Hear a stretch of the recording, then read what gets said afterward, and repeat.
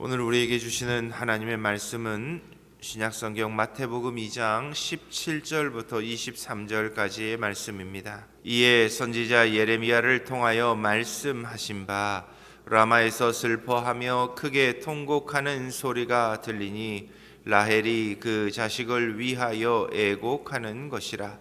그가 자식이 없으므로 위로받기를 거절하였도다 함이 이루어졌느니라.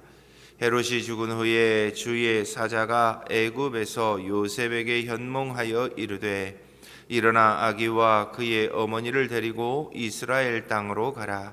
아기의 목숨을 찾던 자들이 죽었느니라 하시니 요셉이 일어나 아기와 그의 어머니를 데리고 이스라엘 땅으로 들어가니라. 그러나 겔라오가 그의 아버지 헤롯을 이어 유대의 임금됨을 듣고 거기로 가기를 무서워하더니 꿈에 지시하심을 받아 갈릴리 지방으로 떠나가 나사렛이란 동네에 가서 사니 이는 선지자로 하신 말씀에 나사렛 사람이라 칭하리라 하심을 이루려 함이로라. 아멘. 동방 박사들은 예수님께 경배를 하고 헤롯에게 가서 예수님이 나신 곳을 말하지 않습니다.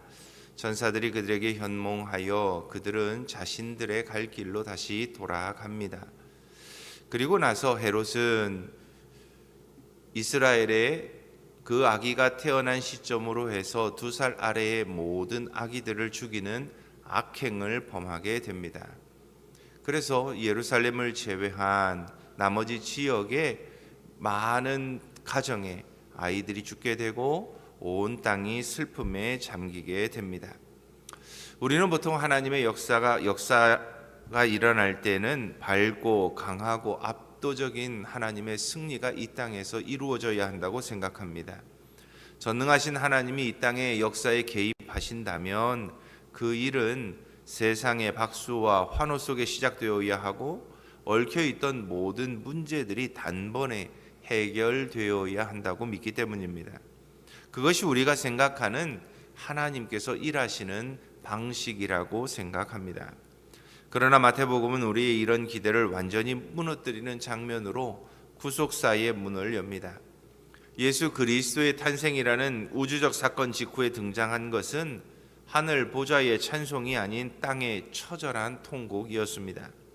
거룩한 축제가 아니라 잔혹한 유아학살, 승리의 행진이 아니라 피난의 길이 바로 구속사의 첫 페이지였습니다. 성경은 기쁨이 아닌 눈물로 메시아가 이 땅에 오신 이후의 역사를 기록합니다.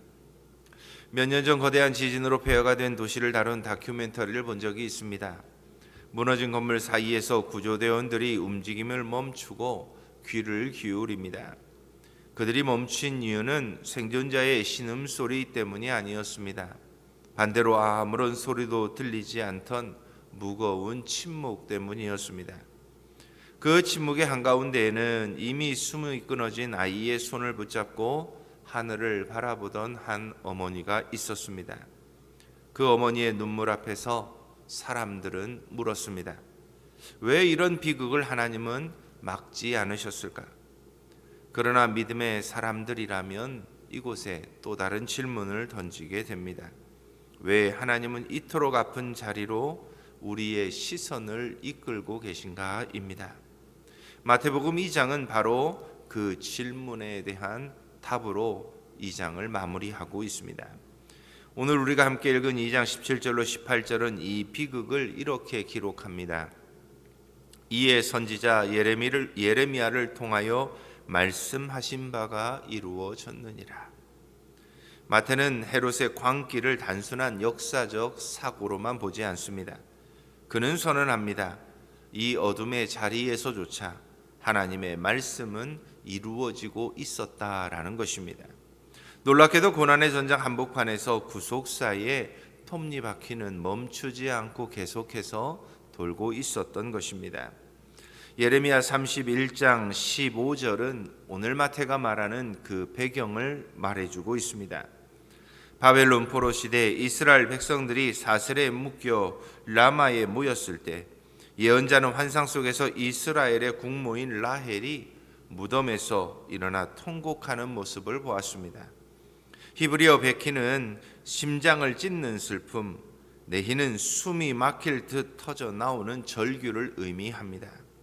그러나 이야기는 통곡으로 끝나지 않습니다.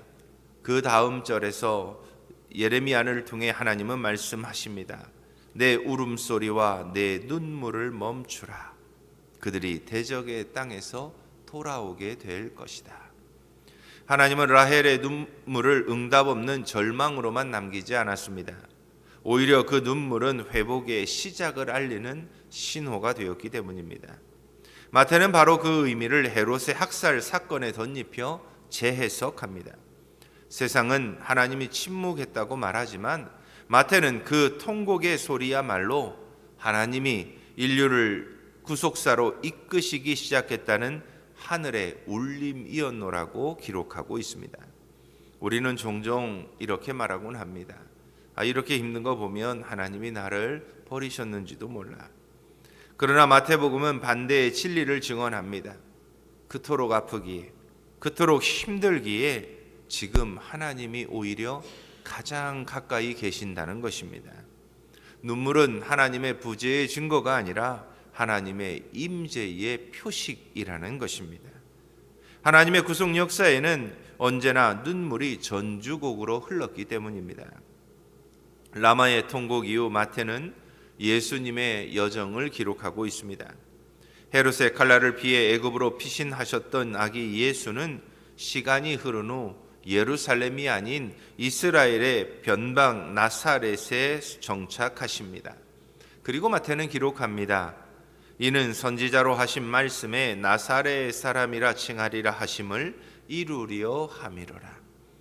흥미롭게도 구약 성경 전체를 살펴보아도 메시아가 나사렛 사람이라 불릴 것이다 라고 하는 직접적인 기록은 없습니다. 그럼에도 마태가 이를 선지자들의 말씀의 성취라 표현한 이유는 이것은 한 구절의 인용이 아니라 성경 전체에 흐르고 있는 메시아의 본질인 비천함과 겸손을 바로 이 나사렛이 상징하고 있기 때문입니다. 이사야서 11장 1절 말씀은 이 진리를 명확하게 이렇게 표현하고 있습니다. 이새의 줄기에서 한 싹이 나며 그 뿌리에서 한 가지가 나서 결실할 것이요. 본문에서 말하는 싹은 밑둥이 잘린 그루터기에서 어렵사리 피어나는 새순입니다. 흙먼지에 묻혀 아무도 주목하지 않지만 거기에서 생명이 다시 싹 틉니다. 더군다나 이 싹을 말하는 히브리어 네체르라고 하는 단어는 나사렛이라고 하는 단어와 어감이 동일합니다. 그래서 메시아는 높고 웅장한 백향목이 아닌 절망의 땅, 그 밑에서 피어난 작고 연약한 새싹으로 이 땅에 임하였노라고 기록하는 것입니다. 나사렛은 당시 사람들에게는 조롱의 대상이었습니다. 나사렛에서 무슨 선한 것이 나올 수 있느냐라고 하는 나다나엘의 말은 그 지역의 평가를 분명하게 대변해주고 있습니다. 그러나 하나님은 그 천대받은 골목을 구속의 출발점으로 삼으셨습니다. 한 선교사가 있습니다. 그는 세계 선교의 중심지인 런던도 이름난 선교단체의 지원도 없었습니다. 그는 오직 낡은 한 권의 성경을 들고 인도의 아주 작은 서북방의 마을 세람푸르로 선교를 떠납니다. 그곳은 영국인들에게 아무런 가치가 없다고 여겨지던 변방 중의 변방이었습니다. 그 선교사를 향해 많은 사람들이 비웃었습니다. 그렇게 하찮은 곳에서 무슨 선한 결과가 나올 수 있겠느냐. 그러나 바로 그곳에서 이 선교사는 벽돌 공장에서 일하며 성경을 번역했고 인도의 첫 복음이 전해지는 놀라운 역사가 증거됩니다. 그리고 그곳에서 하나님의 놀라운 역사가 일어나 인도 땅에 복음이 전해지게 됩니다. 그는 바로 윌리엄 캐리라고 하는 위대한 선교사입니다.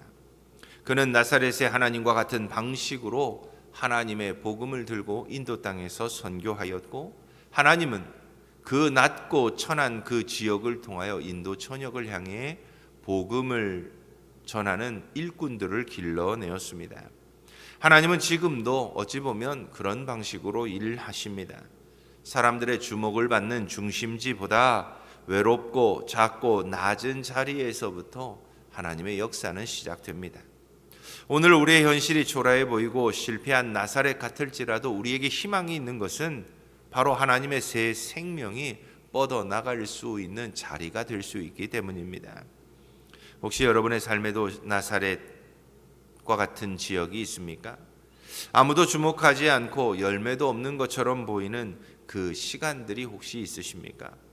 그러나 하나님은 여전히 그 자리에서 우리를 돌보아 주고 계십니다. 눈에 보이지 않아도 하나님의 구속의 뿌리는 이미 그 안에서 자라고 있습니다. 하나님의 구원사는 세상의 중심이 아닌 세상의 주변부에서부터 시작됩니다. 높아짐으로 증명되지 않고 감추어짐으로 드러납니다. 그러므로 우리가 머무는 낮은 자리가 때로는 하나님의 뜻에서 멀리 떨어진 곳이 아니라 하나님의 임재 아래서 하나님의 마음이 머무는 그런 자리가 될 수 있습니다.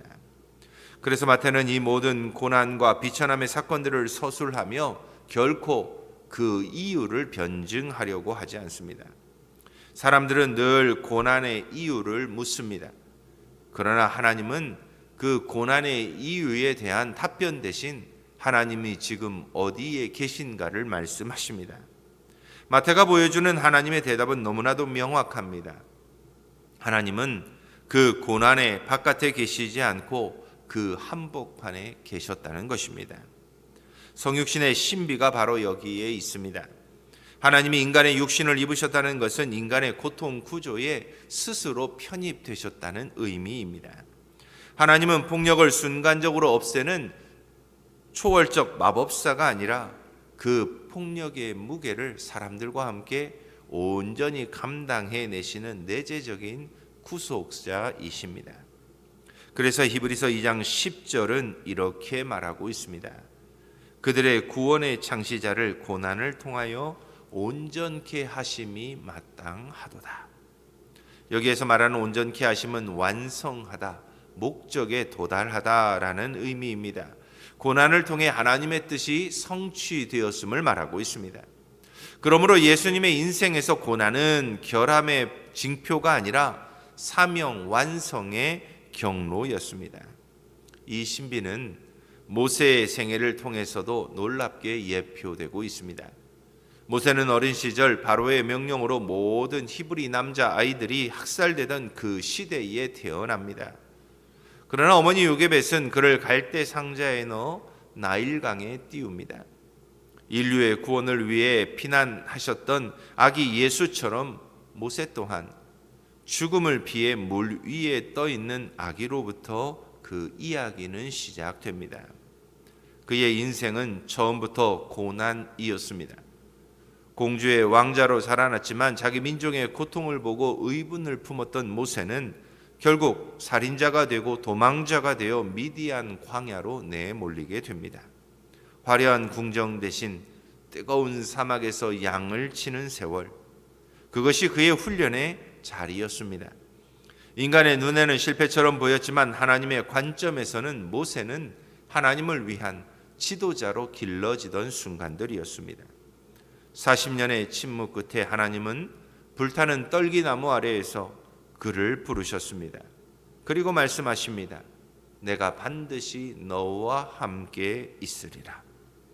이 짧은 한 구절이 모세의 전 생애를 우리에게 대변해 주고 있습니다.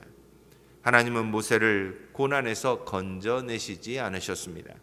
대신 그 고난 가운데 늘 함께 하시며 그를 구속의 통로로 만들어 가셨습니다. 놀랍게도 예수님의 여정 역시 모세의 여정과 여러 곳에서 겹치는 것을 봅니다. 모세는 애굽에서 살아남은 하나님이 지키신 아이였고 예수님도 헤롯의 칼날에서 살아남은 하나님이 지키신 아들이었습니다. 모세가 이스라엘을 출애굽시키신 것처럼 예수님은 인류를 죄와 사망의 노예로부터 탈출시키셨습니다. 모세는 율법을 전했고 예수님은 은혜와 진리를 증거하셨습니다. 모세는 바다를 갈랐고 예수님은 십자가로 죽음의 바다를 가르셨습니다. 이 모든 평행의 의미는 명확합니다. 하나님은 모세 때나 예수님 때나 지금 이 순간에나 변함없이 고난을 통과하는 방식으로 구원의 문을 열고 계신다는 것입니다. 우리의 삶도 그래서 크게 다르지 않습니다. 때로 우리는 하나님이 우리의 고통을 즉시 해결해 주시지 않아 답답할 때가 있습니다. 하지만 하나님은 우리를 고난에서 즉시 빼내시는 것이 아니라 그 고난을 통해 하나님의 사람으로 우리를 만들어가곤 하십니다. 모세의 광야가 없었다면 출애굽은 없었을 것입니다.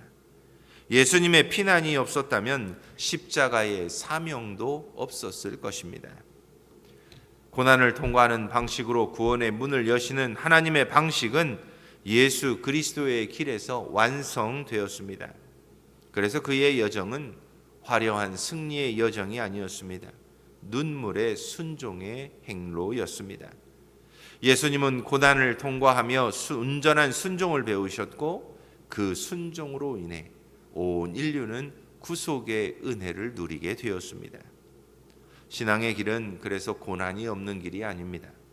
오히려 고난 속에서도 하나님을 신뢰하는 초자연적 담대함을 얻는 길입니다. 눈물을 통과한 신앙만이 현실을 견뎌낼 수 있는 힘을 얻을 수 있습니다. 그래서 하나님은 고난을 없애시기보단 그 고난을 통해 우리를 변화시켜 가십니다. 그래서 하나님은 우리에게 전능하시고 좋은 하나님이신 동시에 고난받는 자의 하나님, 고난 가운데 함께 하시는 하나님으로 불리워지십니다.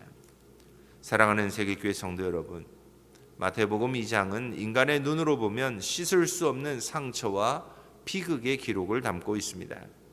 그러나 믿음의 눈으로 보면 그 절망의 한복판에서도 하나님은 단 한순간도 쉬지 않고 구원의 역사를 이루어 오셨습니다.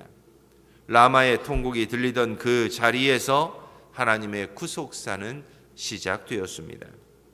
오늘 우리의 현실에도 여전히 라마의 통곡 같은 순간이 있을 수 있습니다. 간절히 기도해도 상황은 요지부동이고 억울한 상실과 아픈 실패가 우리를 참 무겁게만 짓누를 때가 있습니다. 그러나 바로 그 자리가 하나님이 일하시는 나사렛입니다.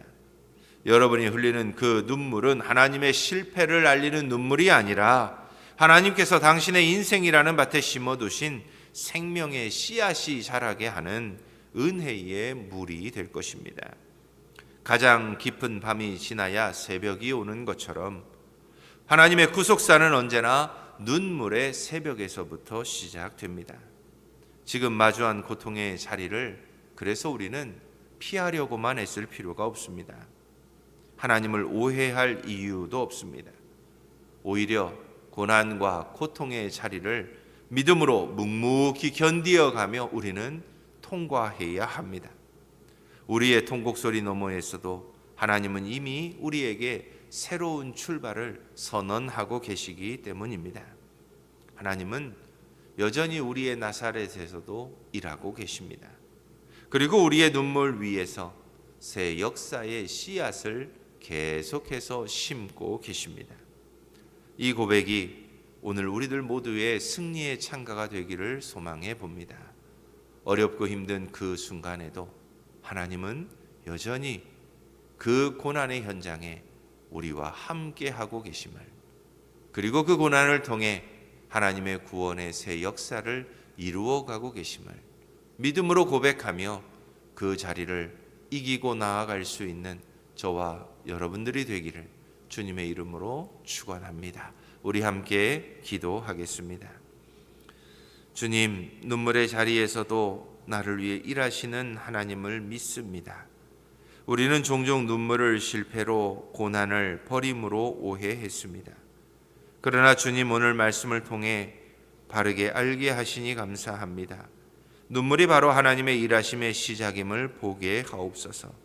라마의 통곡처럼 보이는 내 인생의 자리에서도 주님은 여전히 새로운 소망의 싹을 틔우고 계심을 믿습니다. 나사렛 같은 현실, 그 초라한 자리를 피하지 않게 하시고 그 자리에서 하나님 나라의 아침을 기쁨으로 맞이하는 우리들 모두가 되게 하옵소서. 살아계신 예수님의 이름으로 기도드립니다.